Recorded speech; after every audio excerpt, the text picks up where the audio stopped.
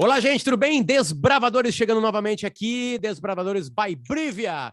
Estamos na segunda temporada, onde estamos discutindo e ouvindo. Na verdade, estamos ouvindo pessoas que trabalham de uma maneira coletiva. Claro que essa frase é muito pobre, a gente avança muito mais no papo aqui, né? Mas a gente está conversando com quem comanda, ou com quem toca, ou com quem criou, ou com quem alguém em algum momento da vida enxergou que a vida é trabalhar de uma maneira um pouquinho mais diferente. Não gosto dessa palavra, Ribas, de uma maneira mais moderna, porque não é exatamente modernidade, né? Me dá a palavra, Ribas. Bom dia, boa tarde, boa noite para ti. É uma maneira mais... Me ajuda? Contemporânea, mais Obrigado. atualizada, mais Atualizado. updated. Exatamente, né? Os grandes... A gente começou essa temporada aqui ouvindo um alpinista de grandes picos, né? A gente passou, a gente está ouvindo esses núcleos de trabalho no Brasil e no mundo, porque a gente já foi para Madrid, a gente já foi para Lisboa. A gente já ouviu o jogador de futebol que parou a carreira de sucesso e começou a trabalhar e estava se adaptando a trabalhar com pessoas também em grupo. E a carreira de um jogador de futebol é um processo coletivo, né? Sempre é individual, mas também coletivo. Enfim. E, Ribas, o primeiro local que a gente foi, onde, com a ideia principal da criação dessa segunda temporada dos Bravadores, tinha sido Recife, né? Tinha sido Recife. E a gente está voltando para Recife agora. E eu queria que tu apresentasse o nosso convidado de hoje. Por favor, Ribas. Recife, estamos voltando a Recife, né? Então, falamos lá atrás com o nosso amigo do Porto Digital, o grande Pierre Lucena. Foi um papo muito legal. E a gente voltou agora, estamos novamente em Pernambuco, para falar com o Eduardo Peixoto, nada mais nada menos que Eduardo Peixoto, que é CEO do César, que é o Centro de Estudos e Sistemas Avançados do Recife. Né? Um hub de inovação, dá para dizer assim. O Eduardo vai nos explicar um pouco melhor, né? Qual é o foco do César hoje, o que o César tem se dedicado, mas dá para dizer que é um centro de inovação, né? Impulsiona pessoas, impulsiona empresas, né? Organiza aí trabalhos focados em transformação digital há mais de 25 anos. Né, Eduardo? Boa tarde, bom dia, boa noite para você. Seja bem-vindo aos Bravadores. Opa, pessoal, boa tarde, né? Para mim é boa tarde, não sei quando o pessoal estiver ouvindo, que horas que vai ser, né? Mas muito obrigado pelo convite, né? É um prazer estar aqui com vocês para a gente bater um papo, conversar sobre esse momento que a gente está vivendo, onde a tecnologia, né, está mudando tanta coisa. Mudando tanta coisa. Nos papos aqui, Eduardo, a gente fala muito dos problemas, né, da adaptação de pessoas em empresas, né, para entender como é que funcionam as coisas hoje. A gente ouviu coisas muito interessantes aqui de como algumas empresas grandes e antigas e de décadas conseguiram se adaptar, algumas que falharam, e todas elas, Eduardo, chegam e batem no mesmo problema. Falta mão de obra especializada no Brasil. Falta gente com capacidade de entender e trabalhar mais com a tecnologia, fazer a tecnologia que a gente não enxerga. Eu digo o usuário não enxerga. A tecnologia que está atrás de um aplicativo, né? Está atrás além dos softwares também, em alguns momentos de hardware, obviamente. Todos os momentos, mas digo assim, no Brasil não é muito forte nisso. A pergunta é, Eduardo, por que isso acontece? Eu sei que o movimento todo do César é ampliar isso, né? Avançar nisso. Mas por que o Brasil está atrás? A razão é a mesma que também nos deixa estacionados e é a educação brasileira? Por que a gente é tão frágil em trabalhar? Eu queria discordar de uma coisa, já começando assim, sabe? Eu não acho que o Brasil está atrás, né? O problema de mão de obra especializada para o setor é um problema global. Tanto é que a gente vê gente que está aqui agora, né, trabalhando remotamente para outras empresas em outros países, né? O que é que onde é que a gente pecou, eu diria, talvez mais do que em outros lugares, né? É não entender que esse momento chegaria, né? O César é de 96, a internet comercial é de 95. Né? E eu sou de 65, eu sou de 65. Quando a internet entrou, eu estava com 30 anos. Então, eu vi muita mudança em função disso. Né? Eu brinco, às vezes, com o pessoal que está lá no César, gente muito mais nova do que eu, e eles não sabem o que é pager, alguns sabem ainda o que é fax. Fax a gente ainda encontra por aí. né? Mas quando eu comecei era carta circular. Não sei se vocês aí sabem o que é carta circular, né? Mas esse é o tipo de mudança que a gente viveu e acompanhou, né? E quando chegou ali a internet, alguns anos depois, ela estava começando a acelerar, né? E acelerar muito, né? Eu digo que 2001 acendeu para mim o primeiro alerta vermelho aqui, né? Quando a Índia começou a se colocar como exportador de serviço, né, via a internet, né? E hoje você vê o quanto que a Índia ocupa de espaço nas principais empresas norte-americanas, inclusive. Eu digo a Índia ocupa espaço porque eu vejo que o CEO é indiano, tá certo? Ou foi para lá para fazer uma faculdade de classe global, tá certo? Foi para lá para trabalhar e subiu nos rankings, mas a verdade é que a Índia começou a exportar mão de obra para o setor de TI ali em 2001. Eu fui numa feira lá, começo de 2002, né, e vi a quantidade de gente, serviços ainda de baixíssima qualificação, a internet ainda era discada, né? Eu acho que a internet era discada ali ainda em 2001, não lembro exatamente. O pessoal que está ouvindo aí nem sabe aí mais o que é internet discada, modem, Era né? assim, era assim, a gente ganhava o disquinho do AOL, né, para ter o acesso, lembra? Assim, eu lembro disso que era na minha época de estudante, Isso. então, pelo menos em Porto Alegre era discado. Então, eu estava voltando da Europa e uma temporada de 5 anos morando por lá, trabalhando numa empresa lá, e eu acho que era discada, assim. Pouco tempo depois começou a ter uma internet que não era discada, mas era em cima ainda de fio telefônico, né? Não era em cima de fibra. A coisa de fibra é muito mais recente. As velocidades eram muito menores. E a Índia já estava se preparando para exportar software. Tá certo que de baixa qualidade, não falava-se nem em exportar software, mas exportar serviço. E estava preparando gente para isso. Então, eu digo, a gente perdeu o primeiro grande momento ali. O segundo momento é esse agora, por conta da pandemia, né, a maioria das empresas, em qualquer setor, entendeu que precisa fazer a tal da transformação digital. Não é mais uma questão de quando, né? Quão urgente é. Dependendo do setor que você está, isso pode ser mais urgente do que outros setores, mas eu acho que ninguém mais tem dúvida que precisa fazer, né? E aí, de novo, a gente tem uma explosão de vagas, né, de oportunidades nesse mercado, até para consumo interno, mas faltam profissionais qualificados. As escolas que existem, né, as faculdades que estão por aí, um número, se eu não me engano, da Brascom, aponta que todo ano a gente tem 40 mil vagas a mais do que o número de pessoas que ingressam através de faculdades no setor de TI. Então, tem um gap, tem uma oportunidade gigante, tanto para quem está começando agora, começando a estudar. Esse gap que existe, ele vai perdurar por muito tempo, né? Eu vejo pelo menos 10 anos aí, só aumentando, na verdade, o gap, né? E, ao mesmo tempo, aqui no Brasil, a gente tem uma quantidade de pessoas desempregadas, uma enorme massa de pessoas desempregadas. Então, exatamente pela questão de não estar olhando para o futuro. Esse é o pecado da gente, tá?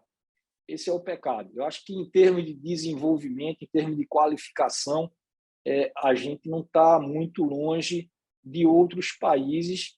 A gente tem profissionais muito bem qualificados, tanto que a gente, sem conseguir oferecer oportunidade para eles, muitas vezes eles se mudam, né? Agora não precisam se mudar mais, ficam aqui mesmo, trabalhando para fora, né? Mas essa é a bronca, né? As empresas aqui deixam de crescer ou crescer mais rápido porque não tem o profissional de tecnologia da informação. E eu não estou falando somente as empresas do setor de tecnologia de informação e comunicação. Estou falando agora de empresas de todos os setores. Muito bom, Eduardo. E dentro deste contexto todo, muito essa, né, panorama histórico até que você trouxe para nós aí, como que o César se posiciona? Qual é o ponto aí de foco do César e como é que ele tem desenvolvido, né, iniciativas para nesse processo evolutivo da internet e aceleração da internet?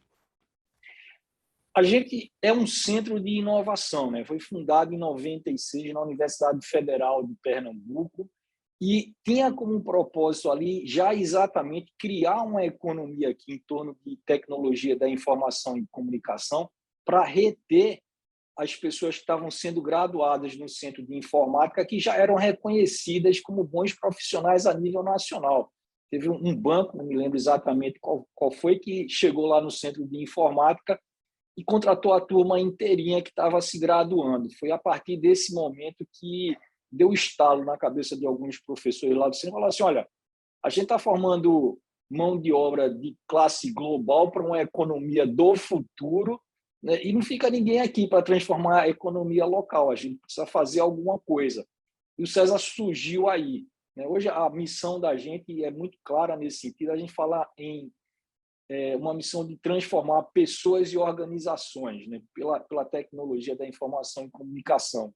Então, transformando pessoas, criando líderes locais, criando empresas, né? E atuando junto com grandes empresas também para transformar essas empresas, que a gente dá uma contribuição para essa modernização da economia ou para essa transformação da sociedade como um todo.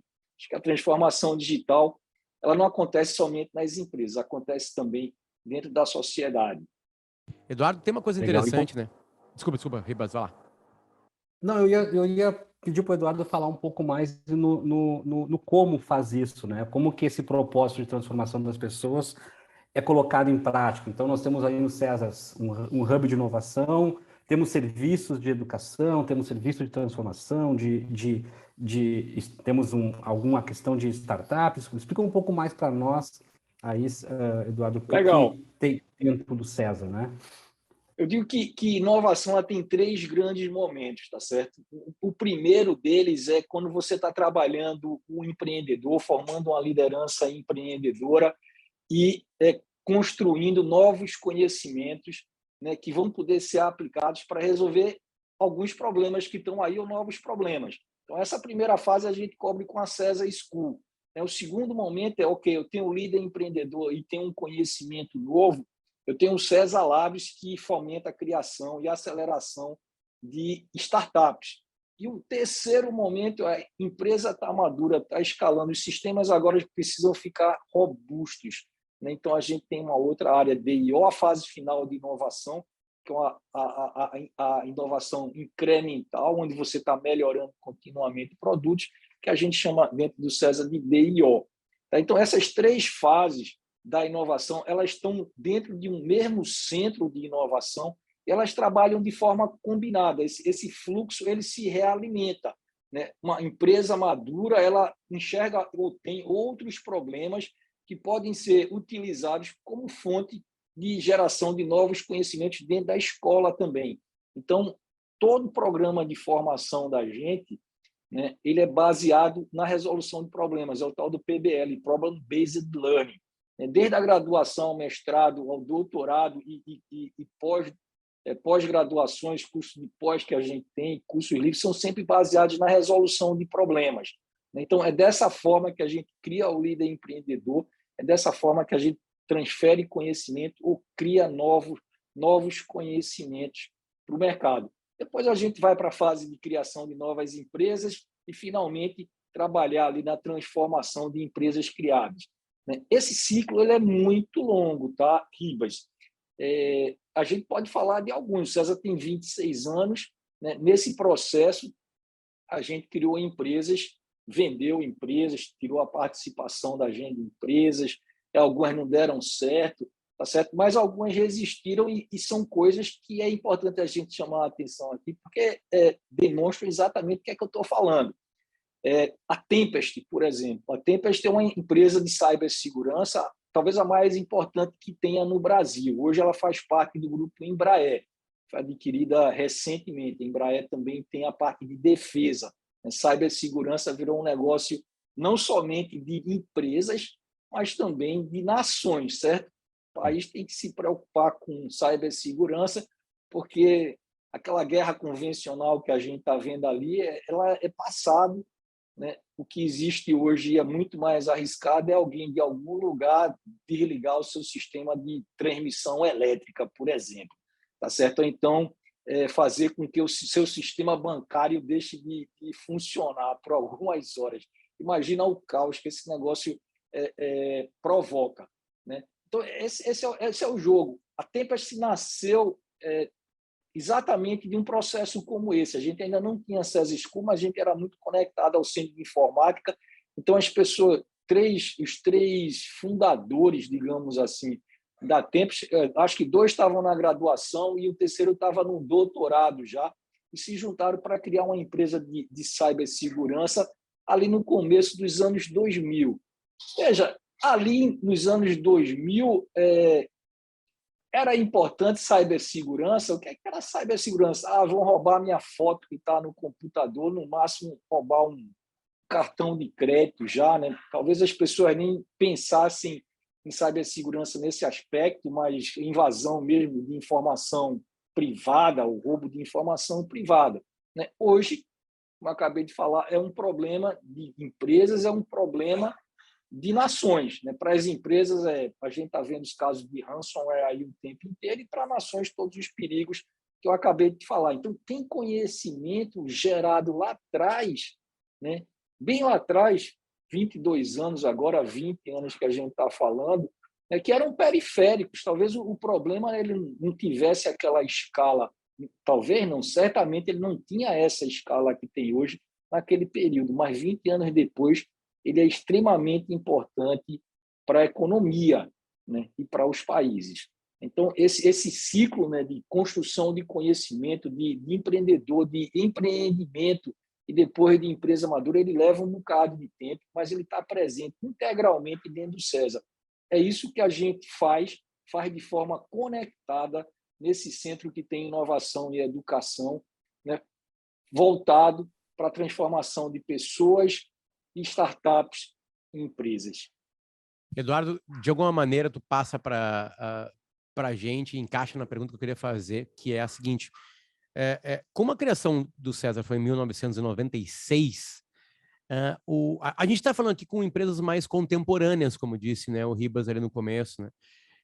O César, ele não é perto dessas outras empresas, ele não é tão contemporâneo assim. Então ele mesmo já passou por transformações.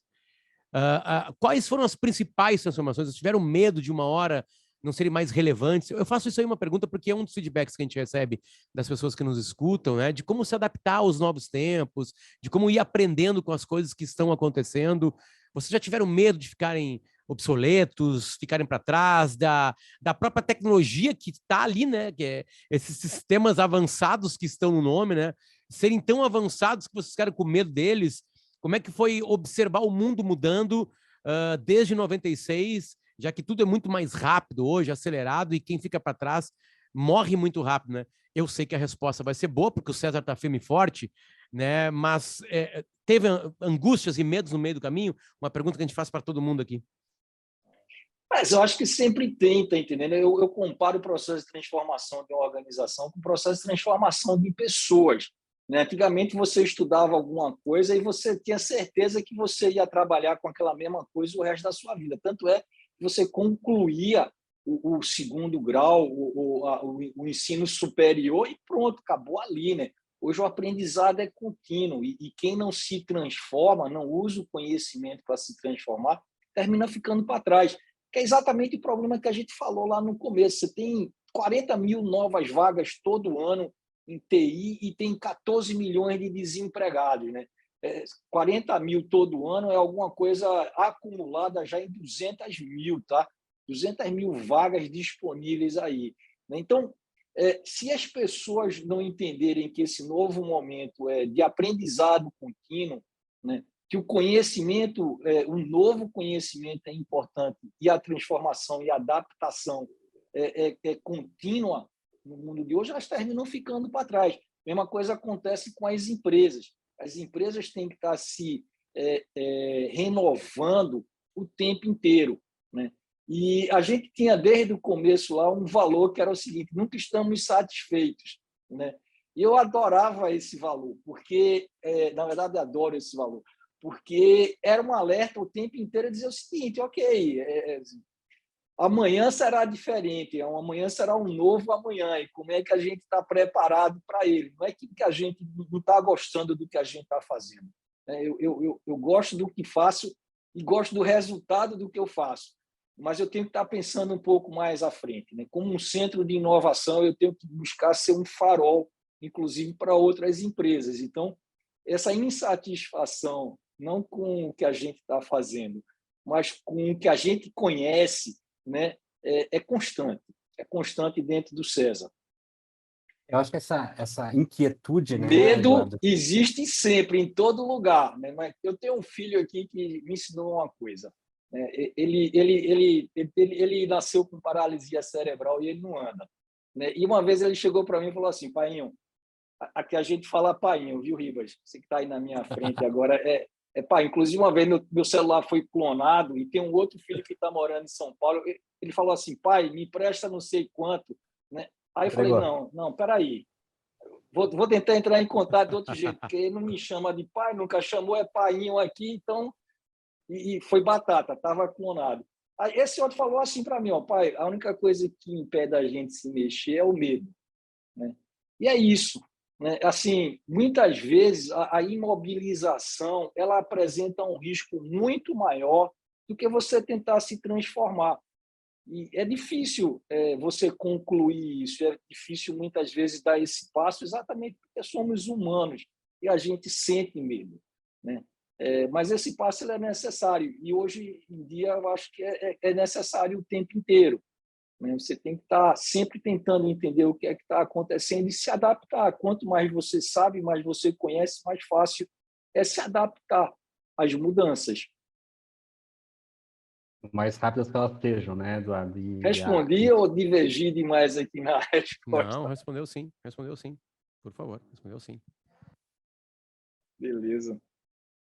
O que eu estava comentando aqui, Eduardo, é que essa inquietude, de certa forma, ela faz parte deste processo de transformação, né? A gente precisa, de certa forma, estar inquieto, insatisfeito com, né, permanentemente, para conseguir empreender, para conseguir minimamente tentar acompanhar as mudanças que estão acontecendo. Senão a gente fica lá atrás, né, e não consegue acompanhar. E aí, tu trouxe ali no começo da tua conversa um ponto... Deixa eu só Diga, fazer uma vai lá. complementação, Ribas, exatamente na linha do que você está falando. Né? O que é que a gente vê hoje? Né? O que é que está acontecendo aí, exatamente com as empresas tradicionais? Né? Elas foram montadas em cima de uma determinada lógica de negócio.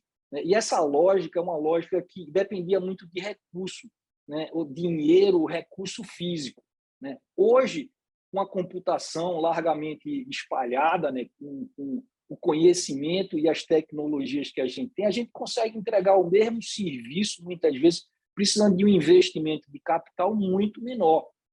Por isso, o capital já não é tão mais importante, o que é importante são exatamente os empreendedores, o conhecimento que você carrega na sua cabeça. É muito mais importante do que ter um prédio. A quantidade de prédio que a gente vê hoje desocupado, né? Caixas inteiras que houve um investimento enorme. Né? E aí você tem, por conta dessa maleabilidade da tecnologia, né, de se aplicar para criar um novo serviço de distribuição de alimento, por exemplo, ou para resolver um problema de crédito, né? Coisas tão díspares, você vê as startups que nascem um dia, pouco tempo depois elas estão concorrendo com empresas que estão aí há um bocado de tempo. Né? A facilidade com que elas crescem se dá exatamente por isso, por uma necessidade muito menor de investimento de capital. Aliás, tem que dar um crédito aqui para as primeiras clouds comerciais, né? Porque elas tiraram essa barreira da frente das startups. Né? Lá, quando a gente viu ali no começo de 2001, a barreira era essa, era dinheiro para construir o seu data center. Esse primeiro round de investimento era para construir data center, e isso era um monte de dinheiro. Com cloud, você paga sob demanda, essa barreira diminuiu muito, e aí a gente começa a ver a explosão de novos serviços baseados em tecnologia da informação e comunicação. Muita coisa ainda para ver pela frente. certeza. A desmaterialização, né, da exponencialidade. Desmaterialização, exatamente, essa é a palavra. Da exponencialidade, e aí eu acho que tem alguns paradigmas importantes, traz aqui, né, esse empresário mais tradicional, onde muitas vezes ele fica perplexo no sentido, pô, mas essa startup está há tanto tempo dando prejuízo, como é que a gente investe num negócio que está queimando dinheiro, né, o cash burning lá, tradicional, e tem uma portabilidade de futuro. Essa lógica parece que às vezes não encaixa na cabeça de quem tem mais o mundo materializado ali, imobilizado, como sendo os paradigmas principais, né? Mas eu queria também conectar a tua fala inicial ali, Eduardo, com relação ao momento da Índia, né? Que a Índia foi lá no ano 2000, 2001, e se colocou como uma grande mão de obra de tecnologia do mundo, muito bem sintetizada pelo Thomas Friedman no Mundo é Plano, né? Um livro de 2005 ali, ele coloca exatamente esse ponto aí de que o mundo se horizontalizou e que as pessoas, existe uma nova profissão no mundo, que é a profissão de tecnologia, né? Sim, a gente vive num processo de transformação. Quando você coloca ali, pô, eu sou de 65, o César nasceu em 96, a internet em 95, a gente está vivendo um momento que parece que a gente, né, não se dá conta que está se transformando e a velocidade é muito rápida. Agora tem uma nova geração aí, né, surgindo. Falaste dos filhos aí, os meus filhos também, eles não passaram por esse processo, né? Eles nascem. E eu acho que esse é um ponto importante. Eu queria que tu trouxesse um pouco aí da experiência do César, inclusive, na diferença de formação de líderes empreendedores, com uma geração que é uma geração que vem surgindo aí com a internet já como realidade de vida, e aquele empreendedor que, como nós, aprendeu a usar a internet, aprendeu a adotar a internet ao longo da sua vida, né? Olha, é bacana. Como a gente viveu o mundo antes e depois da internet, a gente consegue até contar a história dessa transformação, né? A gente viveu ela. Se a gente pega a galera que está entrando agora no mercado de trabalho, né, 25 anos, é exatamente, bota 25 anos para trás, 27, é o surgimento da internet. Então, quando eles se deram conta de mundo aí, 10 anos de idade, inclusive já tinha o iPhone é 2007, né? Então, eles cresceram já num outro mundo, consumindo serviços de uma outra forma, né? A gente não começou por aí, a gente começou de um outro jeito e viu a mudança. Mas a gente ainda conseguiu acompanhar a mudança. O pessoal da geração anterior da gente nem isso conseguiu, né? Às vezes o cara compra eu me dei conta, né? Meu pai tem 87 anos. E eu me dei conta que ele não entendia que o smartphone era um computador de bolso, né, e ele usava somente para fazer chamada quando deu um problema na internet dele e ele me pediu para consertar, porque ele queria fazer uma consulta. Eu falei, por que não usa o smartphone, né? E ele não tinha se ligado que o smartphone servia também, tinha um navegador ali para ele fazer alguma consulta no Google, né? Então, muitas vezes, o pessoal não faz esse chaveamento. Ele tem a tecnologia, mas não consegue fazer a aplicação da tecnologia como uma nova geração que já entrou no mundo, né, ou se deu conta do mundo com aquela tecnologia, consegue. Eu acho a mesma coisa para a gente. Eu não gravei vídeo no TikTok ainda, tá certo? Eu não sei se eu vou gravar, mas é muito provável que os filhos da gente já tenham gravado, tá certo? E o pessoal vê usos, né? Outra coisa que eu não consegui me acostumar também são os games, né? Jogados com times distribuídos e com narração pela televisão, né? É um evento, cara, que você olha para aquele negócio ali, e aí? Tá entendendo? São gerações que convivem com a tecnologia e dão significados e usos para ela completamente diferentes. A gente, por mais que a gente estivesse, né, não é que a gente estivesse ali naquele momento quando a tecnologia surgiu, é diferente de alguém que nasceu e a tecnologia já estava lá madura, tá entendendo? Eles dão outro uso. Eduardo... Mas aqui, Eduardo, fica tranquilo, tá? Que o Potter é um excelente TikToker. Ele pode te dar algumas dicas aí, caso você queira embarcar nessa jornada. Tá? Eu não quero aqui selar a idade do Ribas, né? Porque a idade do Eduardo já foi falada, né? Mas eu sou 79. Eu duvido que o Ribas tenha nascido na década de 80, Eduardo. Então, né? Não, nasci em 78, 78, nós somos próximos, né? E sim, TikTok para mim já é um mundo inacreditável. Mas o game é pior ainda.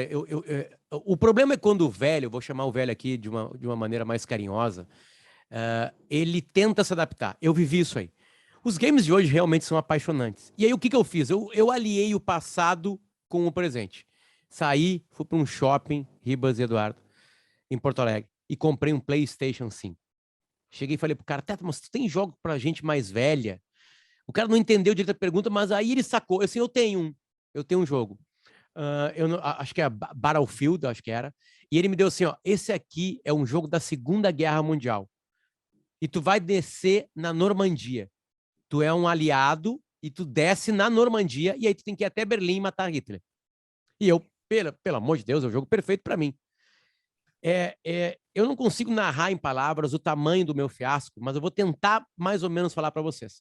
Eu não consegui chegar na areia da praia em várias tentativas. Eu não consegui descer daquele navio que abria ali para o exército descer. Eu não consegui descer dali. E aí eu me dei conta do porquê, porque o videogame tinha uma outra visão, que é a visão 3D.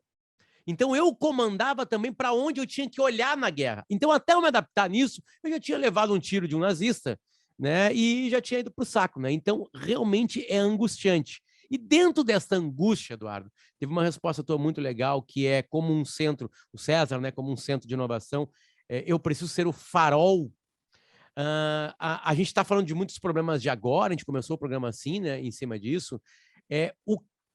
Quais vão ser as novas, péssima expressão, mas para ficar mais claro para quem não está nos ouvindo, quais serão as novas tecnologias, Eduardo, que a gente vai não só enfrentar e usufruir, que ainda não está aqui, mas estão aqui, beirando, estão na nossa areia da Normandia, né?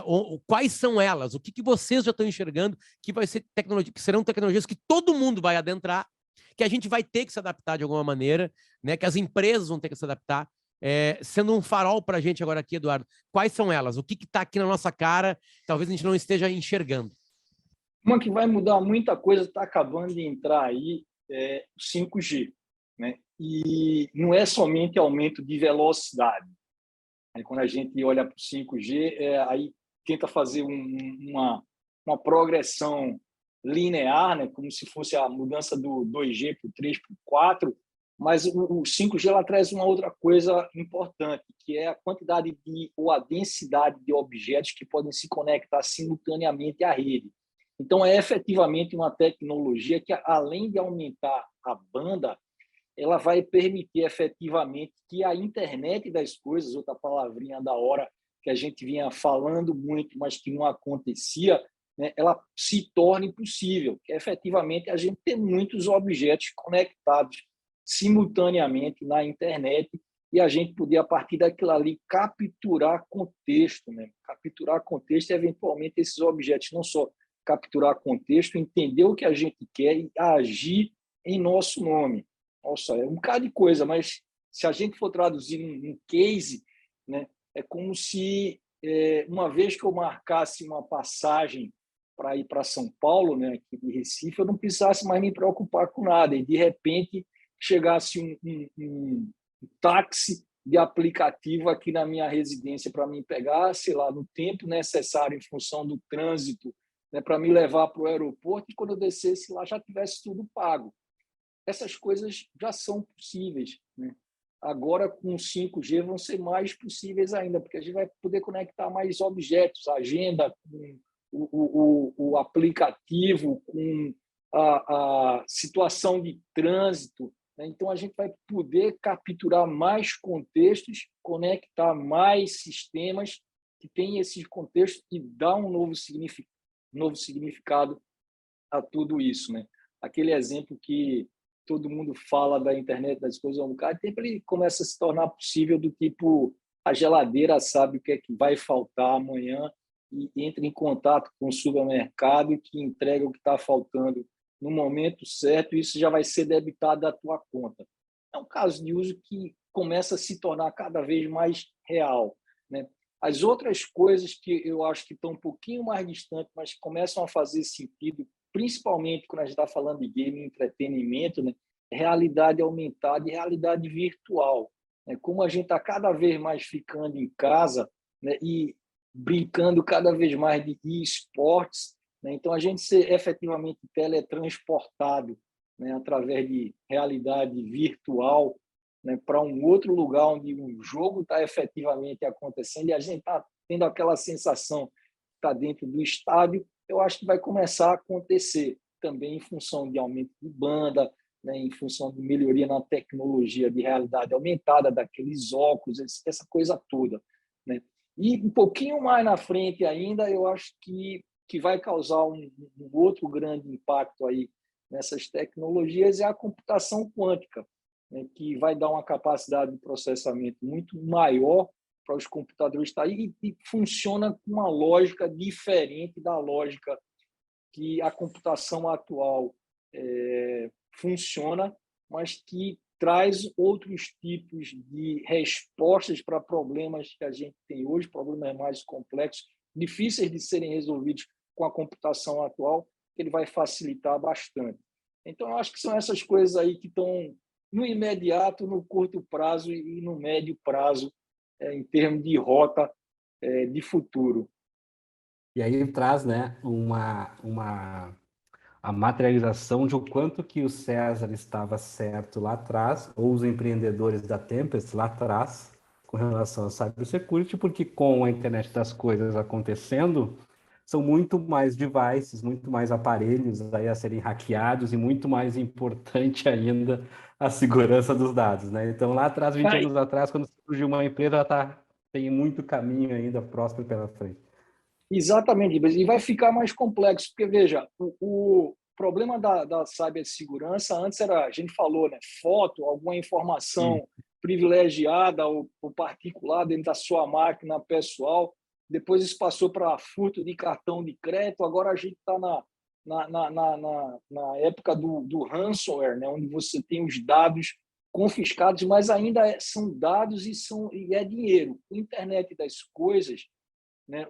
Pode ser seu carro que seja hackeado, né? E de repente você está dirigindo o carro e o carro deixa de obedecer os teus comandos. Tem alguém remotamente levando o teu carro para outro lugar. Você quer parar, mas a porta não abre, o freio não funciona, certo? Você vai ser levado por sequestro dentro do seu carro. É isso. Então, a questão de segurança ou de cibersegurança, ela passa da questão financeira também para a questão pessoal, segurança pessoal. Tá? Então, é esse tipo de importância e, de novo, de usos de tecnologia e da forma como a gente usa tecnologias.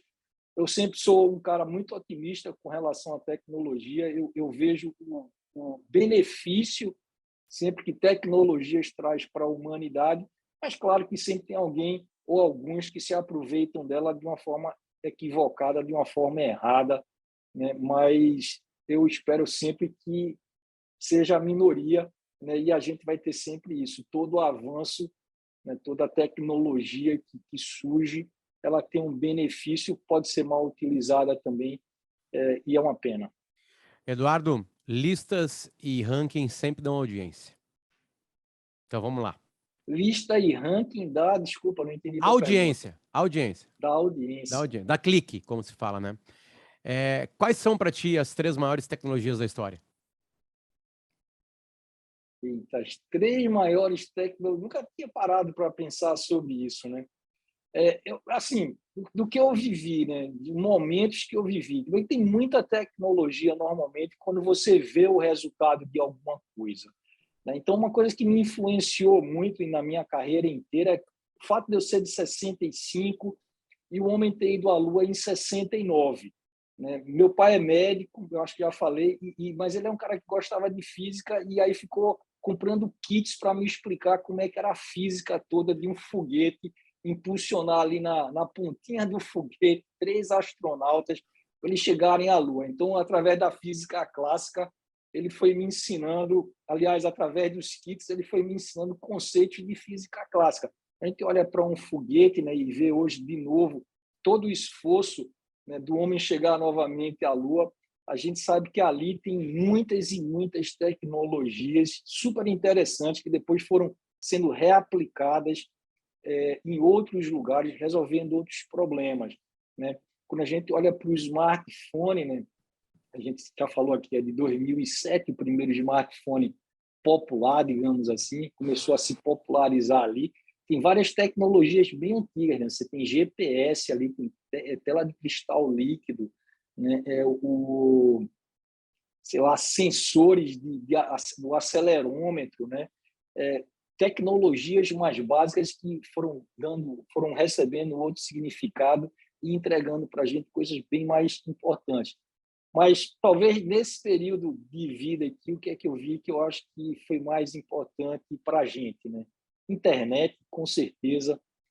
Depois, dentro da internet, sem os engenhos de busca, a gente não estaria fazendo nada, né?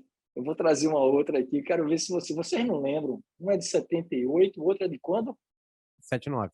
79. Vocês eram muito novos ali, talvez, mas antes dos engenhos de busca, a gente tinha revista, ia na banca de revista, comprava a revista com todos os links disponíveis na internet. Vocês sabiam disso, não? Sim. Sabia, Ribas? Dicas de link, sim, com certeza. Tinha E você ganhava... Imagina, então, o tamanho que a internet ainda estava se a gente tivesse que publicar a lista dos sites, né? Então, são coisas que vão se compondo, tá? Você tem internet, então tem o engenho de busca. Aí eu falei aqui, muito importante para essa virada, ou essa aceleração, a cloud, né? E aí o smartphone para popularizar esse negócio inteiro para todo mundo, cara. Eu acho que essas aí, nesses últimos... quantos anos a gente tem de internet? De 95 para cá, a gente está falando de 27 anos. Eu acho que essas são as principais tecnologias que surgiram. Perfeito. Eduardo Peixoto, muito obrigado pelo carinho. Cada entrevistado que aparece aqui, cada entrevistado que aparecem por aqui, a gente ganha bastante, e o público também. A gente aprende bastante, a gente está sendo muito sortudo, eu e o Ribas, de sermos os primeiros a ouvir, né? A galera vai ouvir só depois, porque isso aqui é gravado. Então, obrigado pelo carinho, manda um abraço para toda a turma do César, né? E obrigado pela aula, hein? E pelo carinho de passar isso para a gente. Isso sempre é muito agradável.